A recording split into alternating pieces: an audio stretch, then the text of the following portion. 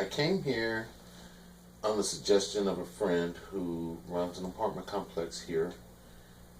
She said it would be a great opportunity, and then I also found out that the state was felon friendly and that I would probably be able to find work better here than I would in Texas.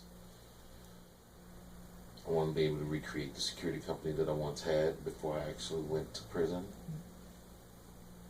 And I want to be able to live life again, be able to own a home again, and have a family again. The difficulty now is just it continues to hang over my head.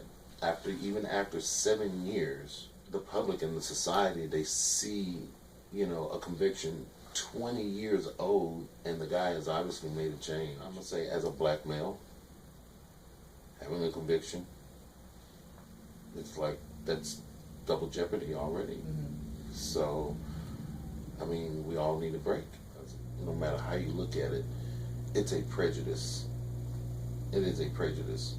I've had people not even look at the fact that I'm also an Eagle Scout. Okay, and still to this day, at 47 years old, I can recite every single Scout law and recite the oath word for word. The fact that I finished high school, that I also went to college, went to the Navy. They don't look at the accomplishments. All they see is he went to jail, and it's a prejudice. It would be just like looking at me as like you don't want to see my accomplishments, my integrity, and my intelligence, and you're looking at the skin color. It's a form of oppression. No matter how we want to look at it, it's a form of oppression, political oppression at that, because you are basically denying this man a right, or this woman a right, to live in a home, to have a job for a crime that they committed years ago, and basically you're blacklisting them worse than. When you fill out the applications online, and once you put on there that you've been convicted, it automatically sends you back a no. And the worst disadvantage is I'm always out of the $25 or the $30 that I have to use. So this is just like stealing my money when you look at it that way. Oh, well, we already know we're not going to give it to him because he's a felon, and then we asking him to apply, and then what dude? I already told you I had a felony. Why do I have to pay for it now? It's almost extortive. In fact, that sometimes I've come across individuals who know the situation and how difficult it may be for me to find home. It's a yoke.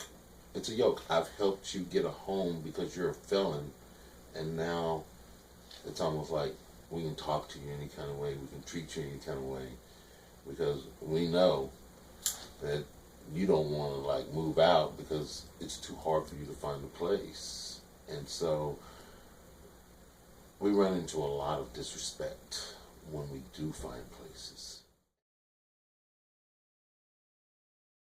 Well, having a stable place to live creates security.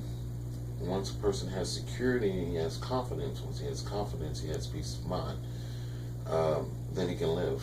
And we want to increase, I guess, the motivation for the change for the offender as well, because by giving them a second chance at life, I mean, if they feel that if their situation is hopeless, what's the reason for change?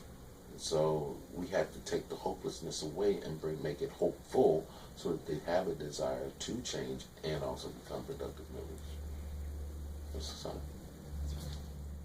Why do we have to invent and make a burden by allowing people who want to be productive to stay a burden because they can't get jobs or find a home, and the only thing we're doing is raising tax money to pay the difference of their weight on our economy because they have to be taken care of. So I would say look at it long term. On the financial part of it, either you want somebody to help you pay the bills or you don't. I believe that if this law could be changed, then the homeless community will probably decrease quite a bit.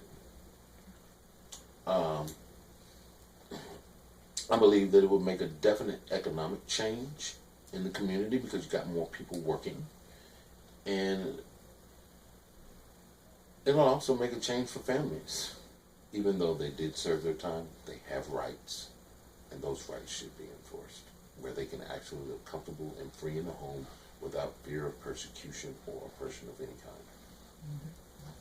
But I want offenders right now to start, focusing on not their falls, but their getting ups and staying up, walking upright, trying to do what we can do to get through this society, even though we have the supposed X on our backs as bad people, but we can also make that change, and we can bring those lines straight over time.